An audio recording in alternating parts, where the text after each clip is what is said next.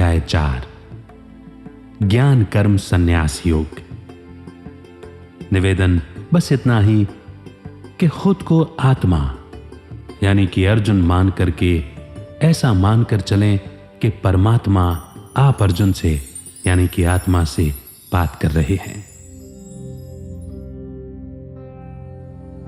श्री कृष्ण बोले,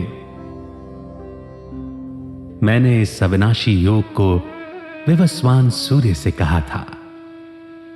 सूर्य ने अपने पुत्र वैवस्वत मनु से कहा और मनु ने अपने पुत्र राजा इक्ष्वाकु से कहा।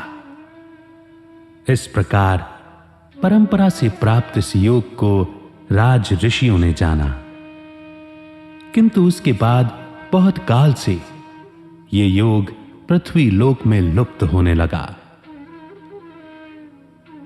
हे अर्जुन, तुम मेरे भक्त और परम सखा हो, इसीलिए यह पुरातन योग आज मैं तुम्हें बता रहा हूं, क्योंकि यह बड़ा ही उत्तम रहस्य है, अर्थात गुप्त रखने योग्य विषय है। इस श्लोक में श्री कृष्ण अपने साकार रूप की नहीं बल्कि उस विराट और निराकार स्वरूप की बात कर रहे हैं कि मैंने ये योग सूर्य से कहा था। इस श्लोक में यह बताया गया है कि जब सृष्टि की रचना हुई तब से ही यह ज्ञान ब्रह्मांड में रच बस गया था। यह ज्ञान अविनाशी और शाश्वत है, क्योंकि यह निराकार परमात्मा से आया है, जो खुद अविनाशी और शाश्वत हैं। इस योग में ज्ञान और कर्म दोनों ही शामिल हैं। इस योग का अस्तित्व सृष्टि के आरंभ से है। सूर्य यानी कि प्रकाश। जब ज्ञान सूर्य उदय होता है तो अज्ञानता का अंधकार मिट जाता है। इसमें विवस्वान सूर्य देव हैं। मनु प्राचीन समय में नियम या कानून बनाने का कार्य संभालते थे। इक्ष्वाकु क्षत्रियों के पूर्वज हैं, जिनका वंश सूर्य देव में जाता है। इस योग को परंपरा के माध्यम से राज ऋषियों ने जाना, लेकिन उसके बाद धीरे धीरे यह पृथ्वी लोक से गायब होने लगा, अर्थात प्रायः लोप हो गया। अगर किसी देश के नेताओं के पास अर्थात राजाओं के पास इस योग का ज्ञान हो, यानी जो जीवन के नैतिक मूल्यों के बारे में जानता हो, तो उनके माध्यम से यह समाज की जड़ों तक पहुंच जाता है। ज्ञान की यह धारा सृष्टि के आरंभ से लगातार बह रही थी, लेकिन स्वार्थी और अधर्मी लोगों के हाथों में पड़कर इस योग की शिक्षाएं खोने लगी। गीता के माध्यम से इसे पुनर्जीवित करना ही भगवान की मंशा है।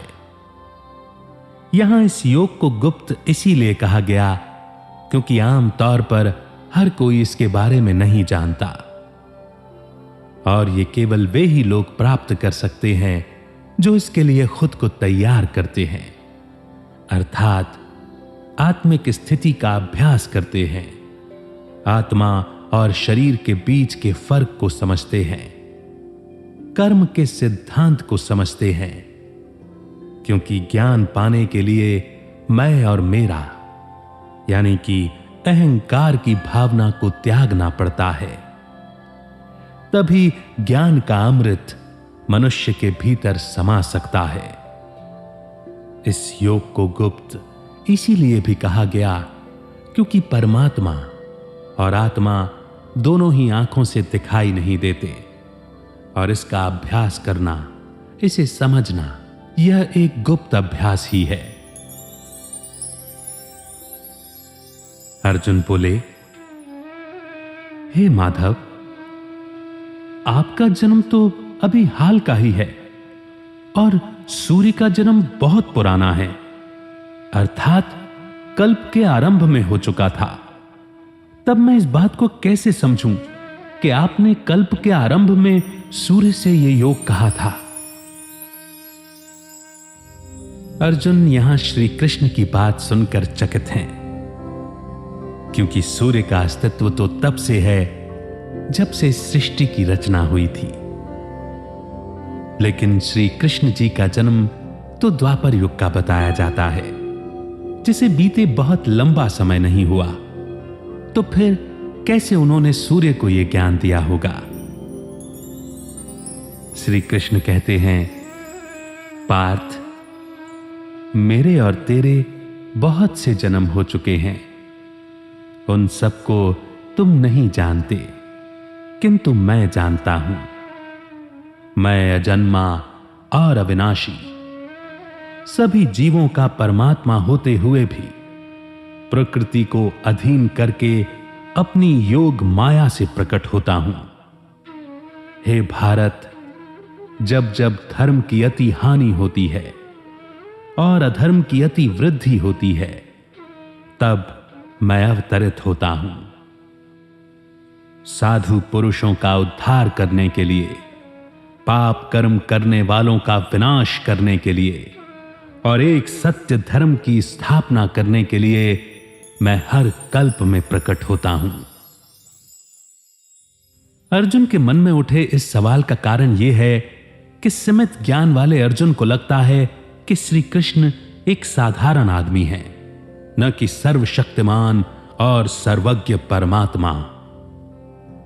इस श्लोक में श्री कृष्ण अपने श्री कृष्ण रूप की नहीं, बल्कि अपने असीमित और परम तत्व की बात कर रहे हैं। भगवान उसी असीमता के भाव से कह रहे हैं कि मैं अजन्मा हूं, जन्म मरण आवागमन आत्मा और प्रकृति का हिस्सा होता है, और मैं प्रकृति से बिल्कुल परे हूं। मेरा जन्म दिव्य और अलौकिक है, अर्थात मैं सांसारिक मनुष्यों की तरह जन्म नहीं लेता हूं। परमात्मा स्वभाव से शाश्वत और अविनाशी हैं, क्योंकि ज्ञान, शांति, प्रेम, आनंद और पवित्रता वो गुण हैं जिनसे उनका स्वभाव बना है। वे अनंत हैं और अपरिवर्तनशील हैं, अर्थात उनमें कभी बदलाव नहीं होता। मनुष्यात्मा जन्म और मृत्यु के खेल में सतो, रजो और तमो के चक्र से गुजरती है, परंतु परमात्मा की अवस्था में कभी बदलाव नहीं होता। भगवान जब पंच तत्वों से बने शरीर को धारण करते हैं तो उसे अवतार कहा जाता है। जब परमात्मा अवतार लेते हैं तो वो प्रकृति के वश में नहीं होते, बल्कि वो प्रकृति के तीनों गुणों सत्व, रजस और तमस को अपने वश में करके अवतरित होते हैं। यहां योग माया का मतलब है अपने आत्म भाव में टिककर कि मैं शरीर नहीं आत्मा हूं। इस संसार की माया में उतरना ही योग माया कहलाता है। भगवान संसार की माया में साकार रूप में प्रकट होते हैं।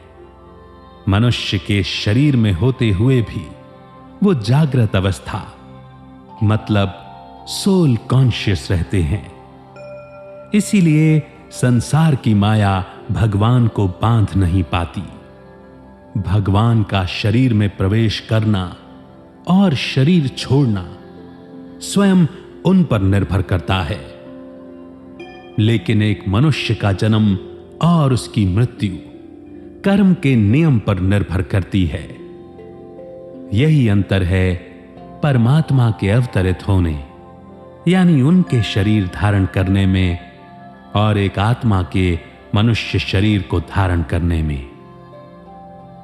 माया की शक्ति अर्थात वासना, क्रोध, लोभ, मोह और अहंकार इस शरीर को धारण की हुई आत्मा को अपने असली स्वरूप को पहचानने से रोकती है।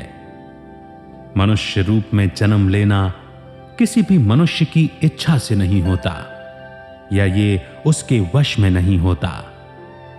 अज्ञानता के कारण मनुष्य जैसे कर्म करता है और जैसी उसकी प्रकृति होती है, वो उसी अनुसार जन्म मरण के चक्रव्यूह में फंस जाता है। लेकिन परमात्मा प्रकृति को नियंत्रित करते हैं और स्वयं अपनी इच्छा से अवतार लेते हैं। वो अपने स्वभाव का उपयोग इस तरह से करते हैं जो उन्हें कर्म के बंधन से मुक्त रखता है, क्योंकि परमात्मा हर कर्म निष्काम भाव अर्थात निस्वार्थ भाव से करते हैं और उनमें फल पाने की कोई भी इच्छा नहीं होती। इसीलिए उनके कर्मों के फल नहीं बनते और वो कर्म करते हुए भी अकर्ता ही कहलाते हैं।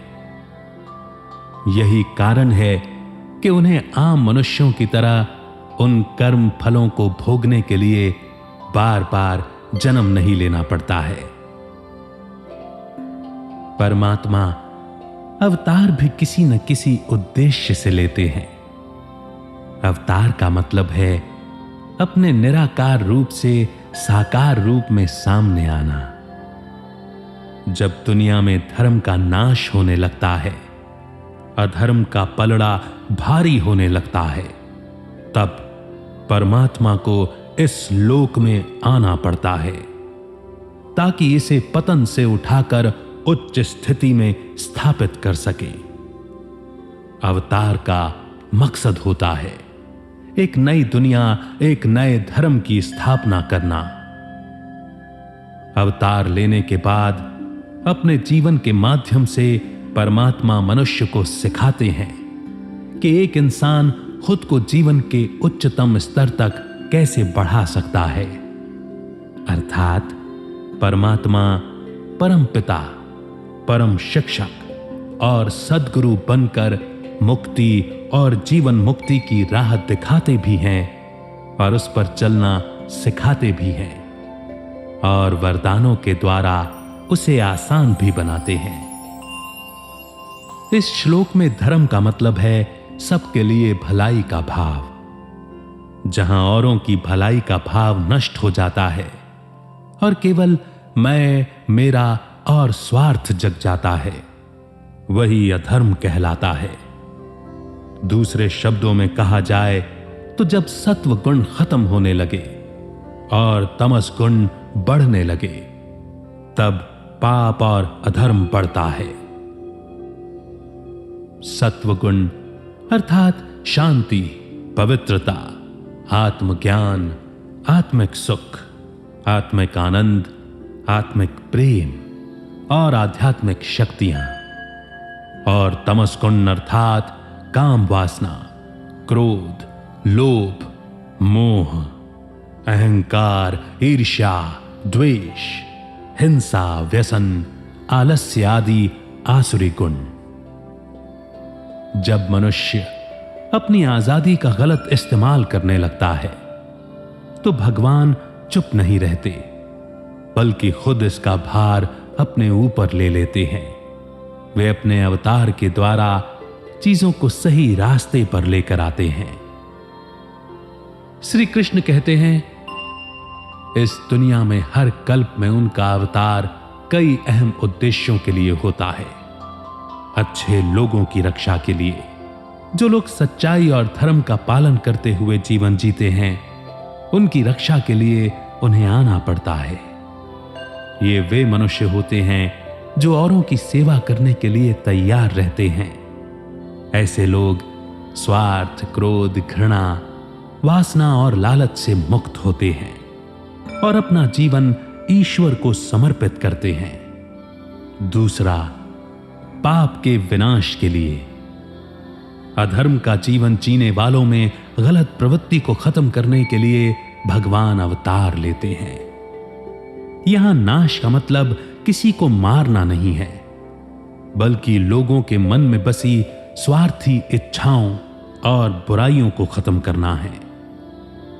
पाप का मतलब है जो लोग समाज के कानून तोड़ते हैं, जो बेईमान और लालची होते हैं, जो दूसरों को तकलीफ पहुंचाते हैं, जो ताकत का इस्तेमाल कर दूसरे की संपत्ति पर कब्जा कर लेते हैं। इस तरह दूसरों को दुख देने वाले सभी कर्म पाप कर्म कहलाते हैं। तीसरा, धर्म की स्थापना करने के लिए जब धर्म की रक्षा की जाती है और परमात्मा सत्व गुणों को आत्मा में धारण कराते हैं, तब दुष्टता का, दुष्ट प्रवृत्तियों का नाश हो जाता है। तब समाज में धर्म की एक बार फिर से स्थापना हो जाती है और समाज धर्म के अनुसार जीने लगता है। श्री कृष्ण कहते हैं, हे अर्जुन, मेरा जन्म और कर्म दिव्य अर्थात निर्मल और अलौकिक है। वे केवल धर्म को स्थापन करने और संसार का उद्धार करने के लिए ही अपनी योग माया से प्रकट होते हैं। परमेश्वर के समान दयावान, प्रेमी और पतित पावन दूसरा कोई नहीं। ऐसा समझकर जो मनुष्य परमात्मा का अनन्य प्रेम से लगातार चिंतन करता हुआ आसक्ति के बिना संसार में जीता है, वही उनको तत्व से जानता है। वो इस शरीर को त्याग कर फिर जन्म नहीं लेता, किंतु मुझे ही प्राप्त होता है। पहले भी जिनके राग, भय और क्रोध पूरी तरह नष्ट हो गए थे और जो मुझ में अनन्य प्रेम से स्थित रहते थे, ऐसे बहुत से भक्त ज्ञान के तप से पवित्र होकर मेरे स्वरूप को प्राप्त हो चुके हैं। हे अर्जुन, जो भक्त मुझे जिस रूप में भजता है, मैं भी उनको उसी प्रकार में भजता हूं।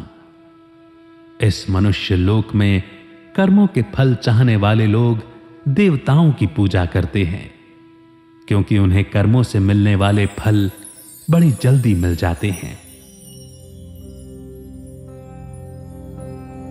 इस संसार में अपने अवतार के कारणों को बताने के बाद भगवान ने कहा कि वे मनुष्य जो इस महान सत्य को जानते हैं कि कभी जन्म न लेने वाले परमात्मा जन्म और मृत्यु से परे हैं और वो धर्म की स्थापना के लिए कर्म करने में सक्रिय रूप से लगे हुए हैं, वो आत्मज्ञान यानी कि सेल्फ नॉलेज की रोशनी से भर जाते हैं, परम सत्य को जान जाते हैं।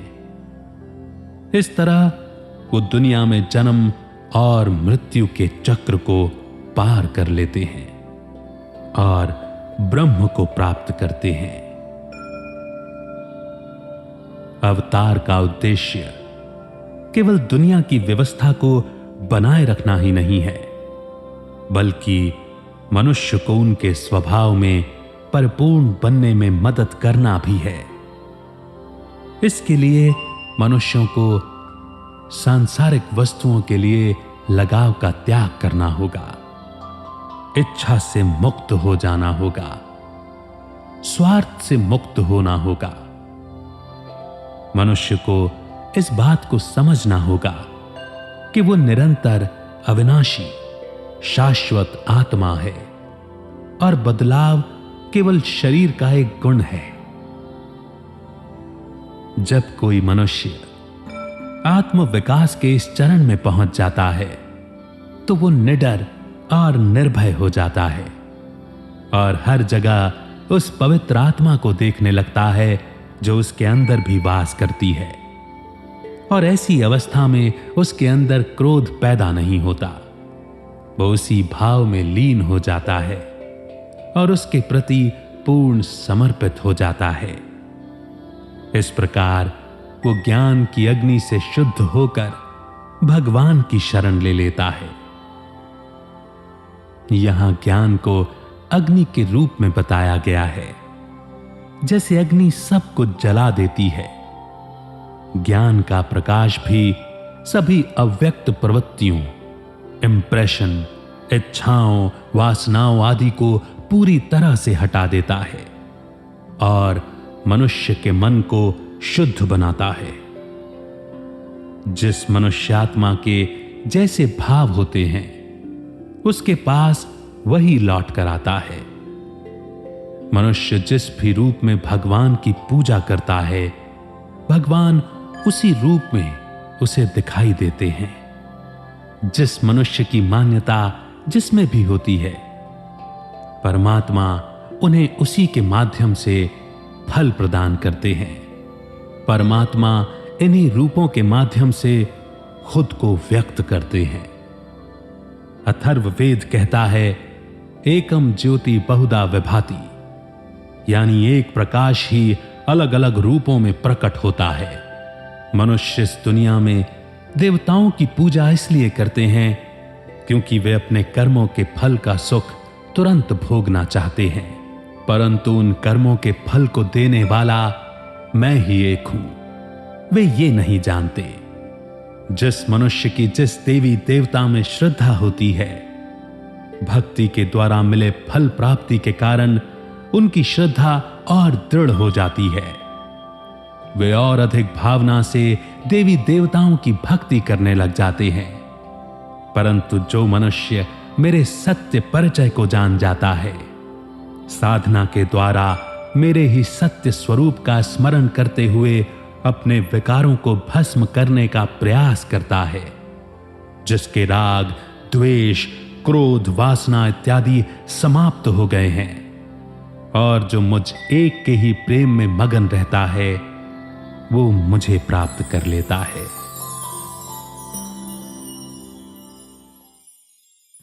श्री कृष्ण कहते हैं ब्राह्मण क्षत्रिय वैश्य और शूद्र इन 4 वर्णों का समूह गुण और कर्मों के अनुसार मेरे द्वारा रचा गया है। इस प्रकार सृष्टि की रचना करने वाला होने पर भी मुझ अविनाशी परमेश्वर को तू वास्तव में अकर्ता ही जान। कर्मों के फल में मेरी इच्छा नहीं है, इसीलिए मुझे कर्म बांध नहीं सकते। इस प्रकार जो मुझे तत्व से जान लेता है वह भी कर्मों से नहीं बंधता। पहले मुमुक्षुओं ने भी इस प्रकार जानकर ही कर्म किए हैं, इसीलिए तू भी पूर्वजों द्वारा सदा से किए जाने वाले कर्मों को ही कर। इस श्लोक में मनुष्यों के अलग अलग स्वभाव और प्रवृत्तियों के बारे में बताया गया है। सभी मनुष्य एक जैसे स्वभाव के नहीं होते, क्योंकि उनमें गुण अलग अलग मात्रा में होते हैं। हर मनुष्य में 4 गुण होते हैं, लेकिन कोई एक गुण सबसे ज्यादा प्रबल होता है। जाति व्यवस्था मूल रूप से मानव समाज के विकास के लिए बनाई गई थी, लेकिन बाद में समाज द्वारा इसका गलत इस्तेमाल होने लगा, जिसने इसका गलत अर्थ निकालते हुए इसे गुणों के नहीं बल्कि जन्म के आधार पर इस्तेमाल करना शुरू कर दिया। स्वभाव और गुणों के आधार पर पूरी मानव जाति को 4 जातियों या वर्णों में बांटा गया, जैसे कि पेशेवर लोग, व्यापारी, किसान और मजदूर। समाज के आम लोगों की भलाई के लिए हर वर्ग उतना ही महत्वपूर्ण और आवश्यक है जितना कि दूसरे। इस तरह 4 जातियां बनी। ब्राह्मण, जहां सत्व गुण, पवित्रता, अच्छाई आदि विचारों और कर्म में प्रधान होते हैं। इन लोगों में कुछ न कुछ जानने की इच्छा होती है, इन्हें ज्ञान पाने की इच्छा होती है, ये किसी न किसी खोज में लगे रहते हैं। दूसरा क्षत्रिय, जहां रजस गुण, साहस, वीरता आदि विचारों और कर्मों में प्रबल होते हैं। इन्हें शक्ति यानी कि पावर की तलाश रहती है, इन्हें बल पाने की इच्छा होती है। वैश्य, जहां रजस और तमस गुण ज्यादा प्रभाव डालते हैं, इन्हें धन पाने की इच्छा होती है। शूद्र, जहां तमस गुण अकेले प्रधान होता है। माया के दृष्टिकोण से केवल भगवान ही चार जातियों के निर्माता हैं। माया ही वो कारण है जिसकी वजह से दुनिया में हर चीज होती है। लेकिन क्योंकि माया का भगवान से अलग होकर कोई अस्तित्व नहीं है, इसीलिए भगवान को निर्माता यानी कि क्रिएटर कहा जाता है। कर्म भगवान को बांध नहीं सकते, क्योंकि भगवान पूरी तरह से अंधकार से मुक्त होते हैं। इसके अलावा उनमें फल पाने की कोई चाह नहीं होती।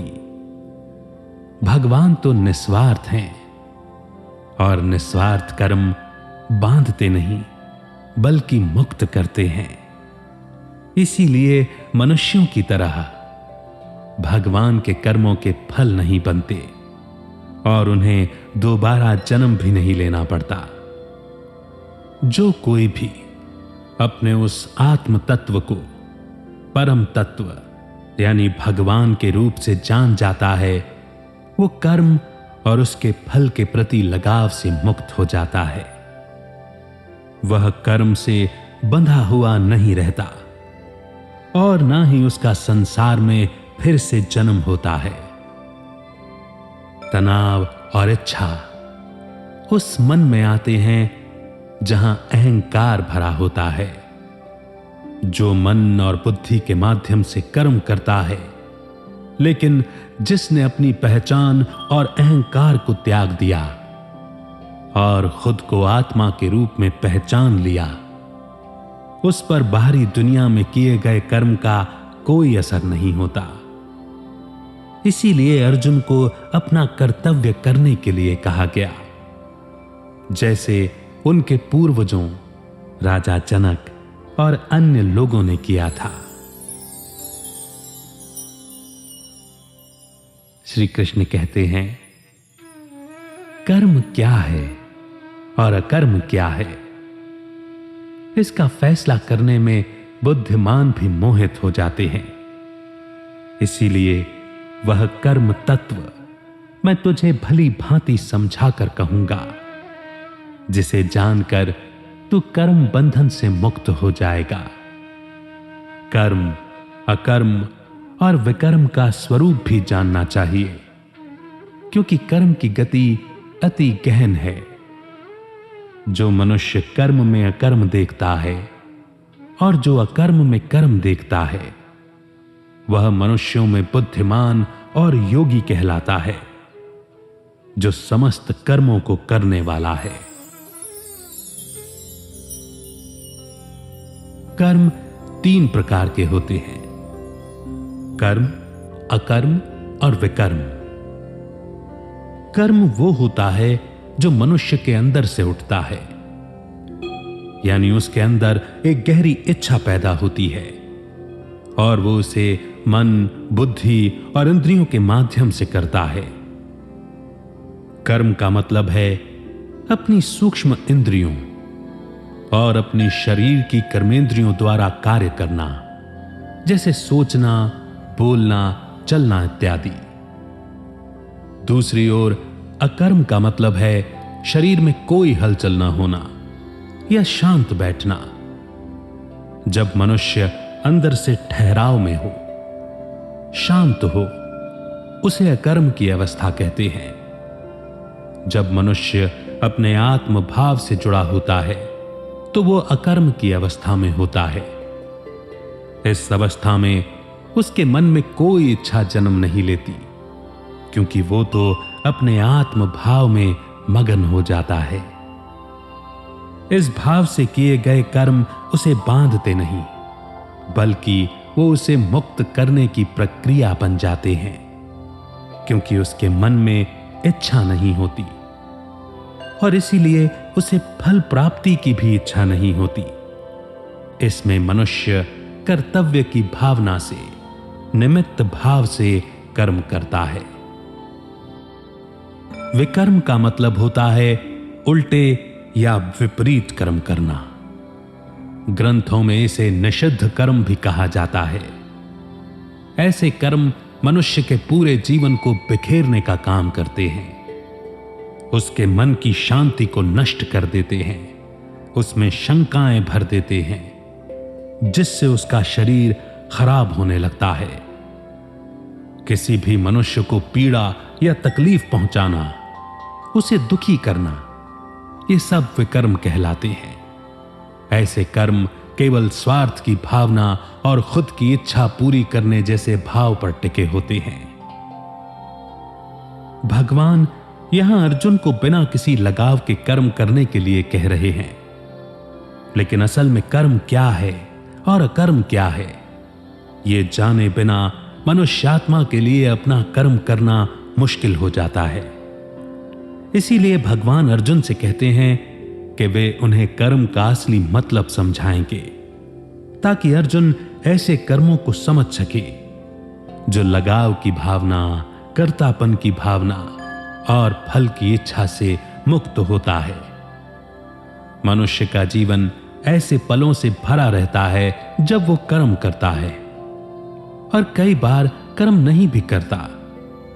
लेकिन अगर कर्म न किया जाए तो उन्नति संभव नहीं है।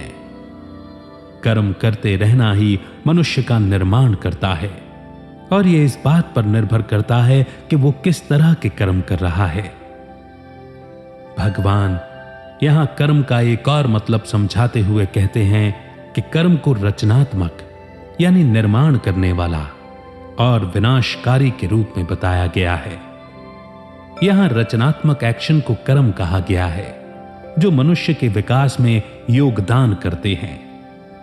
विनाशकारी कर्म ऐसे कर्म हैं जो मनुष्य को बर्बादी की ओर ले जाते हैं और शास्त्र इसकी निंदा करते हैं। इसे विकर्म कहा गया है। श्री कृष्ण ने अर्जुन को विकर्म से बचने, कर्म करने और पूरी तरह से अकर्म में रहने की सलाह दी। श्री भगवान कहते हैं कि अगर कर्मों को समझना है तो कर्मों के पीछे की मंशा या इंटेंशन को देखना चाहिए। अगर मंशा शुद्ध है तो कर्म भी महान होंगे, और अगर मंशा अशुद्ध है तो कर्म भी पाप कर्म बन जाएंगे। कर्म में अकर्म देखना, इसका मतलब है कर्म करते हुए भी खुद को अकर्ता मानना। यहां कर्ता भाव के साथ कर्म नहीं होता, केवल ना समझ ही खुद को सक्रिय यानी कि एक्टिव मानता है। लेकिन एक बुद्धिमान कर्म करते हुए भी खुद को अकर्ता मानता है, क्योंकि वो जानता है कि ये कर्म तो इंद्रियों, शरीर और मन के द्वारा उसके गुण उससे करवा रहे हैं। अकर्म में कर्म को देखना, इसका मतलब है अकर्ता भाव में होकर खुद को परमात्मा से जोड़ना और यह मानना कि यहां जो कुछ भी हो रहा है मुझसे हो रहा है। एक नासमझ को लगता है कि उसका शरीर, इंद्रियां, मन कर्म नहीं करते, यानी वो कोई एक्शन नहीं करते। लेकिन समझदार जानते हैं कि ये सभी एक्टिव होते हैं, कर्म करते हैं। इसीलिए वो उस बात में कर्म को देख लेता है जिसे ना समझ अकर्म समझते हैं। इसी तरह एक समझदार अकर्म में कर्म देखता है। वो जानता है कि अकर्म भी एक तरह का कर्म ही है और वो शरीर से संबंधित है। आत्मा कर्म और अकर्म से परे है। वह जो कर्म और अकर्म का मतलब जान जाता, वो मनुष्यों में बुद्धिमान है, वो योगी है। वो सभी कर्म बिना बंधे हुए करता है। वो कर्म के बुरे परिणाम से मुक्त हो जाता है, जो दिखाता है कि उसने सब कुछ हासिल कर लिया है। श्री कृष्ण कहते हैं, जिसके सारे कर्म बिना कामना और इच्छा के होते हैं और जिसके सारे कर्म ज्ञान योग की अग्नि द्वारा भस्म हो गए हैं, उस महापुरुष को ज्ञानी जन भी ब्राह्मण कहते हैं। जो मनुष्य कर्मों में और उनके फल में आसक्ति का पूरी तरह से त्याग करके संसार के आश्रय से रहित हो गया है और परमात्मा में तृप्त रहता है, वो कर्मों को करता हुआ भी वास्तव में कुछ नहीं करता। जिसने मन और इंद्रियों सहित शरीर को जीता हुआ है और जिसने समस्त भोगों का परित्याग कर दिया है, ऐसा आशा रहित मनुष्य केवल शरीर संबंधी कर्म करता हुआ भी पापों को प्राप्त नहीं होता। जो बिना इच्छा के अपने आप मिल जाने वाले फल से संतुष्ट रहता है, जिसमें ईर्ष्या का भाव नहीं है, जो सुख दुख के द्वंद्व से मुक्त हो गया है, जो सिद्धि और असिद्धि में सम रहने वाला है, कर्म योगी कर्म करते हुए भी उनसे नहीं बंधता, जिसकी आसक्ति पूरी तरह से नष्ट हो गई है, जो शरीर के अभिमान और ममता से मुक्त हो गया है, जिसके मन में ज्ञान की स्थापना हो जाती है, जो अकेले त्याग के लिए कर्म करता है, उसके कर्म दिव्य कर्म बन जाते हैं, वे आम नहीं रहते।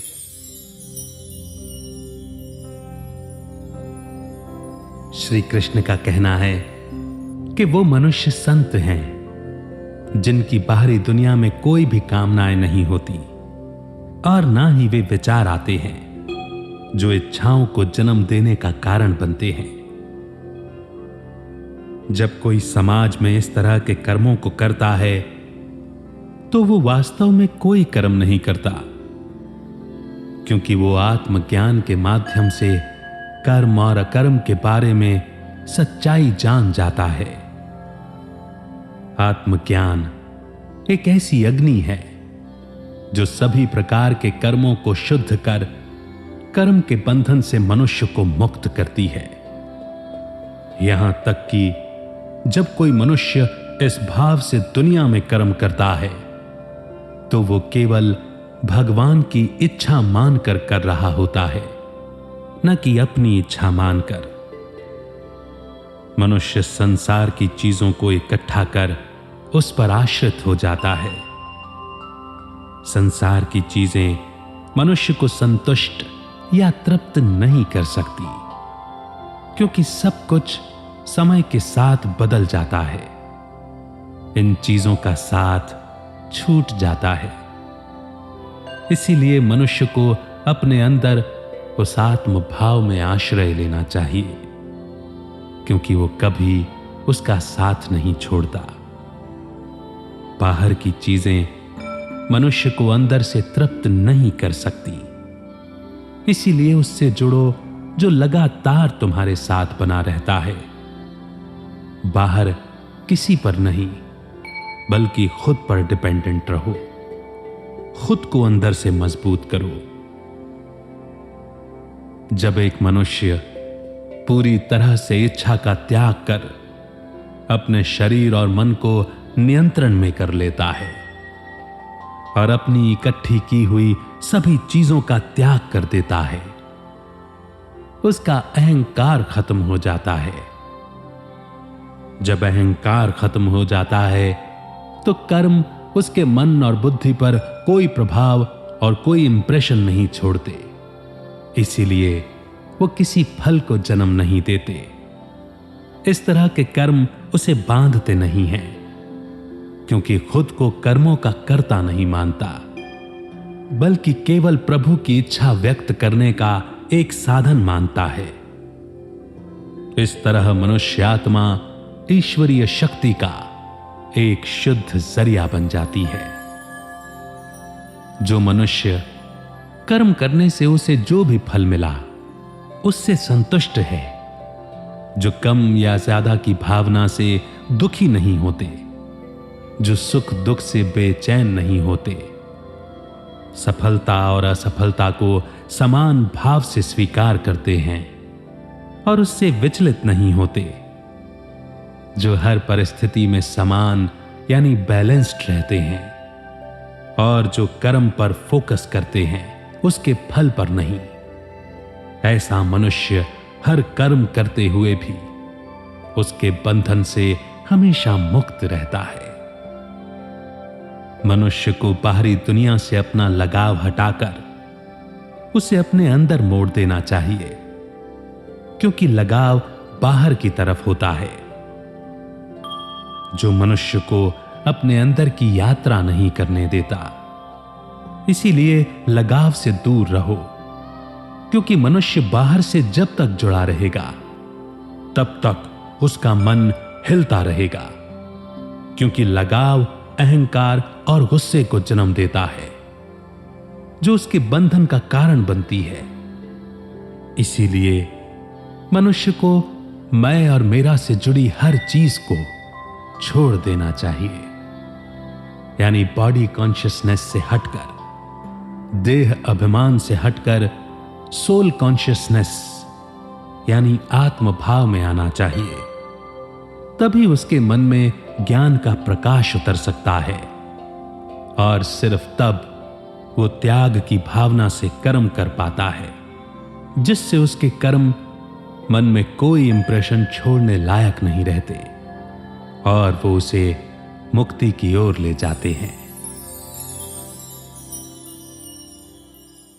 श्री कृष्ण कहते हैं,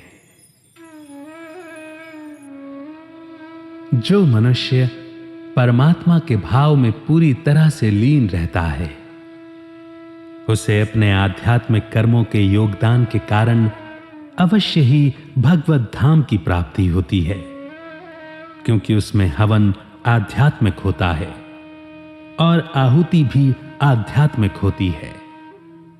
कुछ योगी अलग अलग तरह के यज्ञों द्वारा देवताओं की पूजा करते हैं और कुछ परब्रह्म रूपी अग्नि में आहुति डालते हैं। इनमें से कुछ योगी अपनी सभी क्रियाओं और इंद्रियों को मन के नियंत्रण रूपी अग्नि में स्वाहा कर देते हैं, तो दूसरे लोग इंद्रियों के विषयों को इंद्रियों की अग्नि में स्वाहा कर देते हैं। वहीं कुछ लोग जो मन और इंद्रियों को वश में करके आत्मज्ञान पाना चाहते हैं, सभी इंद्रियों और प्राण वायु के कर्मों को संयमित मन रूपी अग्नि में आहुति कर देते हैं। इस श्लोक में अलग अलग यज्ञों यानी आत्म भाव में टिक जाने के बारे में बताया गया है। भगवान ने दो तरह के योगियों के बारे में बताया है, ज्ञान योगी और कर्म योगी। ज्ञान योगी बाहर कोई कर्म नहीं करते, बल्कि अपने आत्म भाव में रहकर उस ज्ञान को अनुभव करते हैं। ज्ञान योगी जानने की इच्छा रखते हैं। कर्म योगी बाहरी दुनिया में किसी कर्म को करके ज्ञान हासिल करते हैं।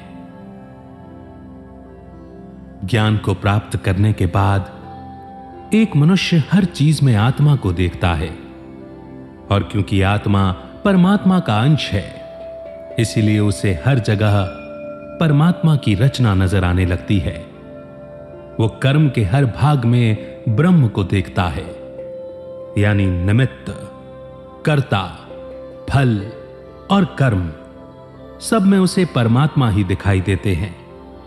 वो जान जाता है कि सृष्टि में सब कुछ ब्रह्म है, वो किसी से अलग नहीं, क्योंकि सब कुछ ब्रह्म ही तो है। एक नासमझ खुद को कर्ता मानता है, लेकिन ज्ञानी के लिए सब कुछ ब्रह्म है। ब्रह्म का ज्ञान सभी द्वंद्वों यानी अंतर्मन के युद्ध को दूर कर देता है। इसीलिए ब्रह्म को जानने वाले के द्वारा किए गए कर्म उसे बांध नहीं सकते। देव यज्ञ, कुछ लोग किसी विशेष देवता की कृपा पाने के लिए उनकी पूजा करते हैं, यानी वो देवताओं की पूजा द्वारा परमात्मा तक पहुंचना चाहते हैं। पूजा करते करते उनका मन पवित्र होने लगता है, जिससे वो आत्म भाव में टिकने लायक हो जाते हैं। ब्रह्म योग, इसमें मनुष्य अपना मन, विचार, इच्छाएं आदि सब परमात्मा में लगा देता है। जब किसी मनुष्य के कर्म उसके स्वार्थ और जरूरतों को पूरा करने के लिए नहीं, बल्कि समाज की सेवा के लिए होते हैं, तो दुनिया में रहते हुए भी उसे उससे कोई लगाव नहीं होता। यह त्याग उन लोगों के द्वारा किया जाता है जिन्होंने अपनी सभी कर्मों से इच्छा हटाकर खुद को आत्मा के ज्ञान में टिका दिया है। ब्रह्म को शास्त्रों में चेतना, ज्ञान और कॉन्शियसनेस के रूप में बताया गया है, जो समय और काल चक्र से परे है। संयम की अग्नि में सुनने की शक्ति और इंद्रियों की आहुति देना, यानी सेंस ऑर्गन्स को कंट्रोल करना।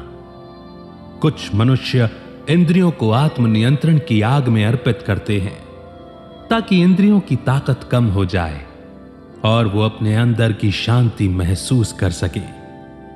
इसका मतलब है कि अगर इंद्रियां कुछ गलत देख रही हैं, सुन रही हैं, चाह रही हैं, तो उससे उन्हें हटाकर अपने अंदर की ओर मोड़ना। ऐसा करने से मनुष्य अपनी इंद्रियों के मालिक हो जाते हैं और इंद्रियां उनके काबू में हो जाती हैं। इसके बाद जैसा वो चाहते हैं, इंद्रियां सिर्फ वही जाती हैं, वही देखती हैं, सुनती हैं, करती हैं जो उचित है। जितना ज्यादा हम सेंस ऑर्गन्स को संतुष्ट करते हैं, उतना ही वे और भी ज्यादा मांगने लगते हैं और यह एक अंतहीन सिलसिला बन जाता है। इसीलिए परम शांति को अनुभव करने के लिए इंद्रियों को आत्मनियंत्रण के माध्यम से वश में करना ही इकलौता तरीका है। यह आत्मनियंत्रण का रास्ता है जो यज्ञ कहलाता है। आत्मनियंत्रण का हर तरीका जहां मनुष्य परम आनंद के लिए अहंकार और भोग का त्याग कर देता है और वासनाओं को छोड़ देता है, उसे बलिदान या आहुति कहा जाता है। इंद्रियों की अग्नि में शब्दों और सेंस ऑब्जेक्ट की आहुति देना, यानी सेंस ऑर्गन्स जिनसे आकर्षित होते हैं, उन पर कंट्रोल करना। इस तकनीक में जो चीजें इंद्रियों को लुभाती हैं, उन पर कंट्रोल किया जाता है, ना कि इंद्रियों पर। यानी मनुष्य को जो दिख रहा है, जो उसे सुनाई दे रहा है, उसका उस पर कोई प्रभाव होना बंद हो जाता है। इसमें बाहर की चीजों का मनुष्य पर असर होना बंद हो जाता है।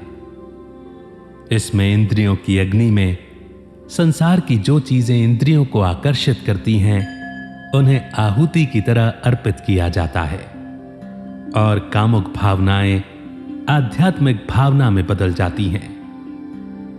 यहां दो बिल्कुल अलग और विपरीत तरह के त्याग के बारे में बताया गया है।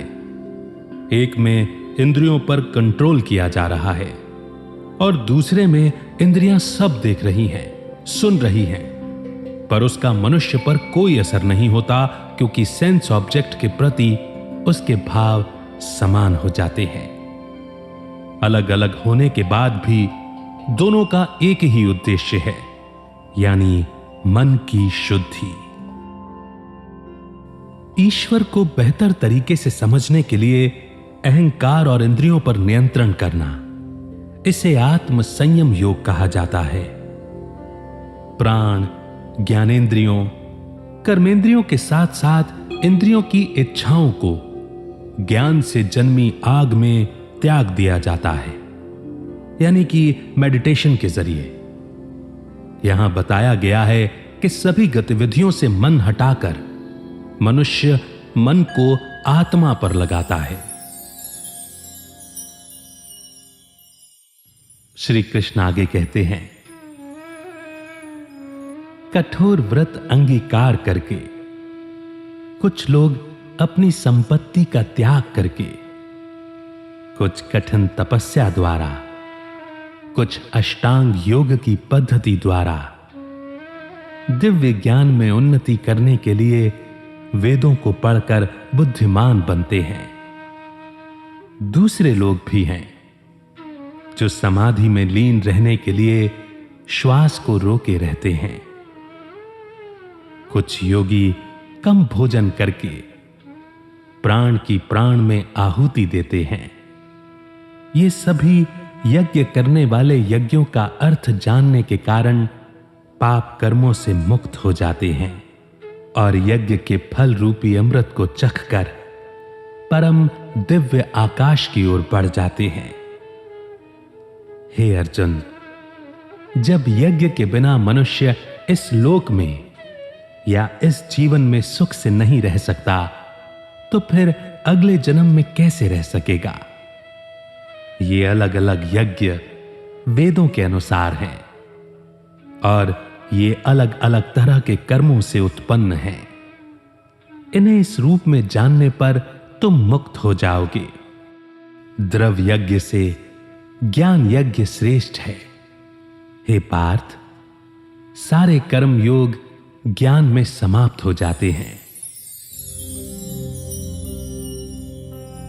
इस श्लोक में अलग अलग तरह के यज्ञ बताए गए हैं, जिसके माध्यम से मनुष्य समर्पण करने की कोशिश करता है। द्रव्य यज्ञ समाज की सेवा में समर्पण की भावना से ईमानदारी से कमाए गए पैसों का दान करना द्रव्य यज्ञ कहलाता है। पैसे में प्रेम, दया, सहानुभूति और स्नेह भी शामिल है।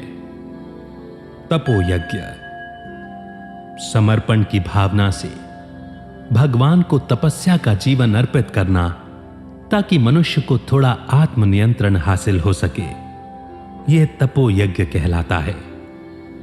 योग यज्ञ, योग का मतलब है जीवन को एक ऊंचे स्तर पर ले जाने की कोशिश करना। इसमें सांस पर नियंत्रण और दुनिया की चीजों से मन को हटाना जैसे अभ्यास शामिल हैं। स्वाध्याय यज्ञ, इसका मतलब है शास्त्रों को पढ़ना और समझना, जिसके बिना आध्यात्मिक साधनाओं में कोई प्रगति संभव नहीं है। इसका मतलब अपने मन के अंदर झांक कर विचार शामिल करना भी है। ज्ञान यज्ञ, इसका मतलब है खुद के द्वारा अनुभव किए गए ज्ञान से जो प्रकाश यानी अग्नि पैदा होती है, उसमें अपनी अज्ञानता को जला देना। यह ध्यान के माध्यम से किया जाता है।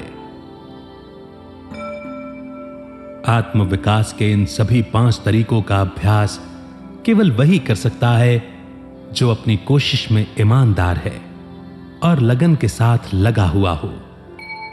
श्री कृष्ण ने प्राणायाम को आत्मनियंत्रण की एक और तकनीक के रूप में समझाया है। प्राणायाम 3 प्रोसेस में होता है।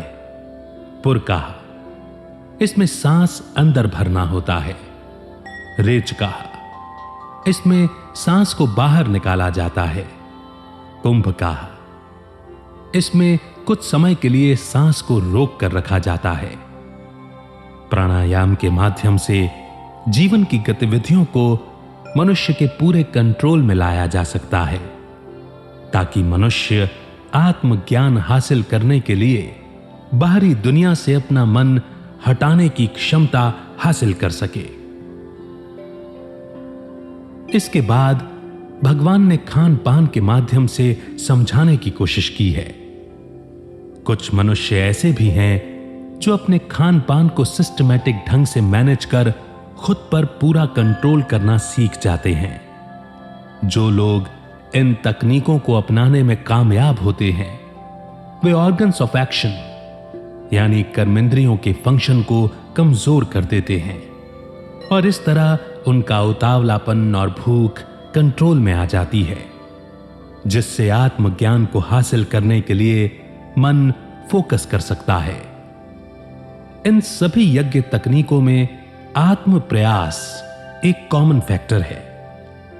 यज्ञ केवल मन और बुद्धि को बेहतर ढंग से फोकस करने का एक प्रोसेस है, जिससे ध्यान करना यानी कि मेडिटेशन करना आसान हो जाता है। ध्यान एक लौता रास्ता है जिसके माध्यम से अहंकार का नाश होता है और आध्यात्मिक विकास की ओर बढ़ा जा सकता है। श्री कृष्ण बताते हैं कि ज्ञान यज्ञ यानी ज्ञान की अग्नि में हमारी अज्ञानता को जला देना सबसे उत्तम है, क्योंकि सांसारिक वस्तुओं का त्याग केवल सांसारिक फलों को पैदा करते हैं, जबकि आत्मा का ज्ञान इच्छा को खत्म करता है, और इच्छा खत्म होने से फल नहीं बनते, जो मनुष्य को मुक्त कर देता है। श्री कृष्ण कहते हैं, तुम गुरु के पास जाकर सत्य को जानने का प्रयास करो, विनम्रता से उनसे सवाल पूछो और उनकी सेवा करो। उस परम तत्व को जानने वाले वो ज्ञानी जन तुम्हें ज्ञान देंगे, क्योंकि उन्होंने खुद से उसे अनुभव किया है। उनसे ज्ञान मिल जाने के बाद तुम फिर कभी इस तरह मोह में नहीं घिरोगे, क्योंकि इस ज्ञान के द्वारा तुम देख सकोगे कि सभी जीव परमात्मा की रचना है, अर्थात वे सब मेरे हैं। अगर तुम्हें सभी पापियों में से भी सबसे बड़ा पापी समझा जाए, तब भी तुम दिव्य ज्ञान की नाव में बैठकर दुख के सागर को पार करने में समर्थ हो जाओगे। जैसे जलती हुई अग्नि ईंधन को भस्म कर देती है, उसी तरह हे अर्जुन, ज्ञान रूपी अग्नि कर्मों के समस्त फलों को जला डालती है। इस संसार में ज्ञान के समान पवित्र करने वाला और कुछ नहीं है। उस ज्ञान को कितने ही काल से कर्म योग द्वारा मन से शुद्ध हुआ मनुष्य अपने अंदर ही आत्मा को पा लेता है।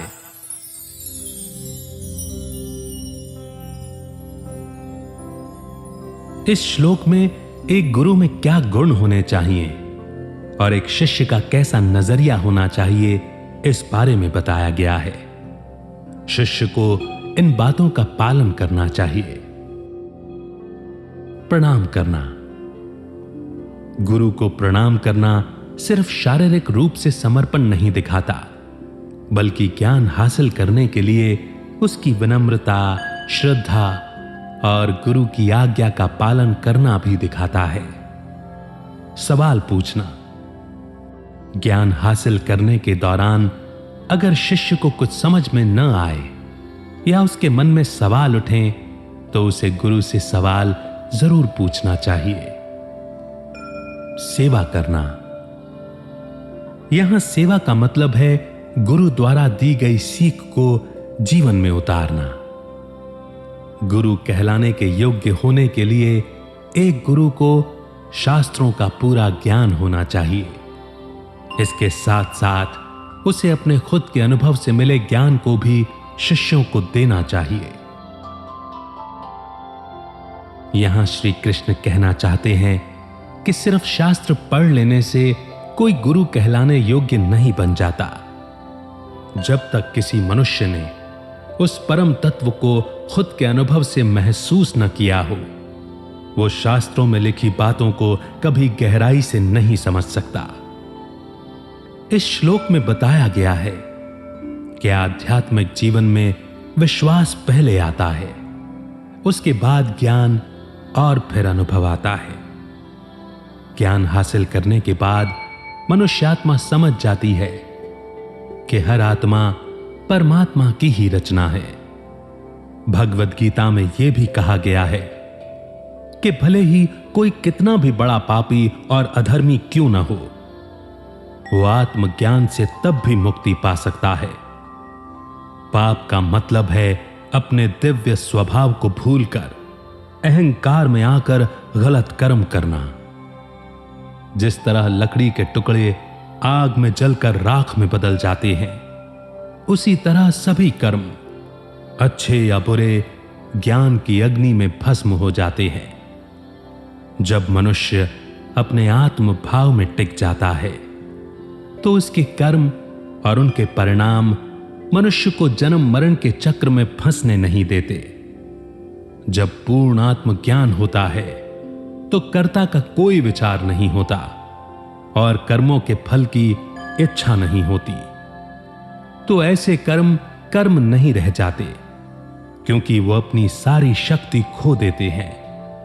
कर्म इंप्रेशन के रूप में मनुष्य के मन में रिएक्शन छोड़ते हैं, जो कर्मों के गुण के आधार पर अलग अलग समय में फल के रूप में सामने आते हैं। इस तरह कर्म 3 प्रकार के होते हैं। संचित कर्म, यानी मनुष्य आत्मा ने अब तक जितने भी कर्म किए, अच्छे या बुरे, और जिनका फल भविष्य में मिलेगा, जब उन सभी को इकट्ठा किया जाता है तो उसे संचित कर्म कहते हैं। प्रारब्ध, जब संचित कर्म में से कुछ कर्मों को वर्तमान जन्म में भोगने के लिए निकाला जाता है तो उसे प्रारब्ध कर्म कहते हैं, यानी वे कर्म जिनका मनुष्य को अपने वर्तमान जीवन में सामना करना ही पड़ेगा। क्रियामान कर्म, वर्तमान जीवन में किए गए कर्म जिनका फल भविष्य में मिलेगा, उन्हें क्रियामान कर्म कहते हैं, यानी वर्तमान जीवन में मनुष्य आत्मा जो भी कर्म करती है उसे क्रियामान कहते हैं। ज्ञान की अग्नि प्रारब्ध को छोड़कर, जो पहले से ही प्रभाव पैदा करना शुरू कर चुके हैं, किसी और कर्म का फल नहीं बनने देती। मन को शुद्ध करने के लिए आत्मज्ञान के बराबर कोई ज्ञान नहीं है। जिस मनुष्यात्मा ने कर्म योग और ध्यान के लगातार अभ्यास से यह हासिल कर लिया, उसकी मुक्ति निश्चित है।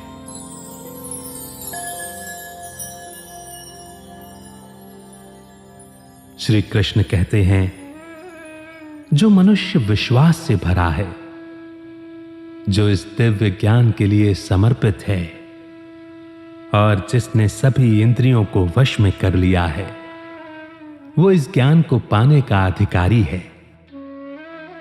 और ज्ञान प्राप्त करने के बाद वो उस परम शांति को प्राप्त करता है।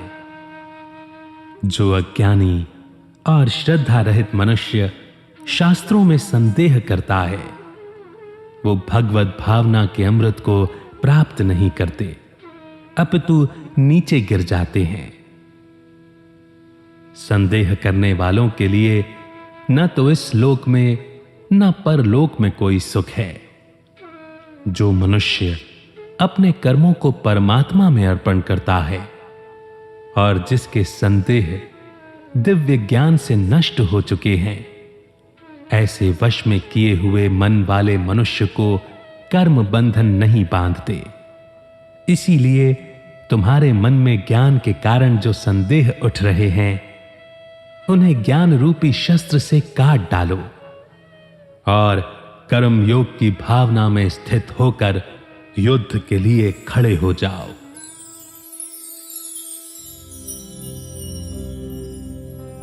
अगर मनुष्य आत्मा उस ऊंचाई पर पहुंचना चाहती है जहां उसे दिव्यता अनुभव हो सके, तो उसमें विश्वास, भक्ति और आत्मनियंत्रण 3 गुण होने चाहिए। विश्वास, ये अंधविश्वास या किसी की भी बात पर आंखें बंद कर या बिना सवाल उठाए विश्वास करना नहीं होता। विश्वास का मतलब है जिसके द्वारा मनुष्य शास्त्र में लिखी बातों के साथ साथ गुरु या टीचर द्वारा सिखाई गई बातों को आसानी से समझ सके, और जहां उसे कोई संशय या डाउट हो तो वो सवाल भी पूछे। भक्ति, मनुष्य को भगवान में विश्वास करते हुए पूरे समर्पण के साथ आत्म विकास के लिए आगे बढ़ते रहना चाहिए। भक्ति का उद्देश्य ज्ञान के द्वारा मुक्ति पाना होता है। आत्मनियंत्रण, मनुष्य की इंद्रियां उसके मन में हलचल पैदा करती हैं और उसे पाप कर्म के लिए उकसाती हैं। इसीलिए मनुष्य को स्थिर रहकर लगातार आत्मनियंत्रण में रहना सीखना चाहिए। श्री कृष्ण कहते हैं कि जिनके पास ये गुण नहीं है, वे अंत में खुद को नष्ट कर लेते हैं और पूरी तरह से बर्बाद हो जाते हैं। वह जिसे अपने असली स्वरूप यानी आत्मा का कोई ज्ञान नहीं है, जिसे शास्त्रों में अपने गुरु की दी हुई सीख में कोई विश्वास नहीं है, और जो संदेह करता है, वो इस संदेह के कारण इस दुनिया का आनंद लेने में विफल हो जाता है। जो दूसरों के बारे में, उनके आसपास की चीजों के बारे में, दूसरी दुनिया के बारे में अनगिनत संदेह रखते हैं, उन्हें कहीं भी खुशी नहीं मिलती, ना इस लोक में और ना ही परलोक में। जो कर्म अहंकार और स्वार्थी इच्छाओं के लिए किए जाते हैं, वो मनुष्यात्मा के चित्त में छाप छोड़ देते हैं और उन्हें उसके फल से बांध देते हैं। जब कोई मनुष्य योग के माध्यम से अपने कर्मों के फल के लिए लगाव को त्यागना सीख जाता है और आत्मज्ञान से वो जीवन के लक्ष्य के बारे में जान जाता है, तो वो ये महसूस करने लगता है कि वो आत्मा के अलावा और कुछ नहीं है। जब ऐसा मनुष्य परमात्मा को अपने सभी कर्म समर्पित कर देता है, तो उसके कर्म उसे बांधते नहीं हैं। श्री कृष्ण अर्जुन को ज्ञान और एकाग्रता की मदद से कर्म करने की सलाह देते हैं। यहां ज्ञान का मतलब वो ज्ञान है जिसके द्वारा मनुष्य शरीर और आत्मा के बीच के फर्क को समझ पाता है और जिसके परिणाम स्वरूप दुख और भ्रम का नाश होता है। अर्जुन के दिल में यह संदेह कि क्या लड़ना श्रेष्ठ है या युद्ध भूमि से लौट जाना बेहतर है, अज्ञानता के कारण था, और इस संदेह को सिर्फ ज्ञान के द्वारा ही नष्ट किया जा सकता था। यह ज्ञान मिलने के बाद ही उन्हें समझ में आया कि क्या करना सही है। हर मनुष्य को भी त्याग की भावना से कर्म करने चाहिए, जिससे उसका मन पवित्र होता है और तब वो परम शांति का अनुभव कर सकता है, जो कि उसका अंतिम लक्ष्य है। और इस तरह से ये चौथा अध्याय यहीं पर समाप्त होता है।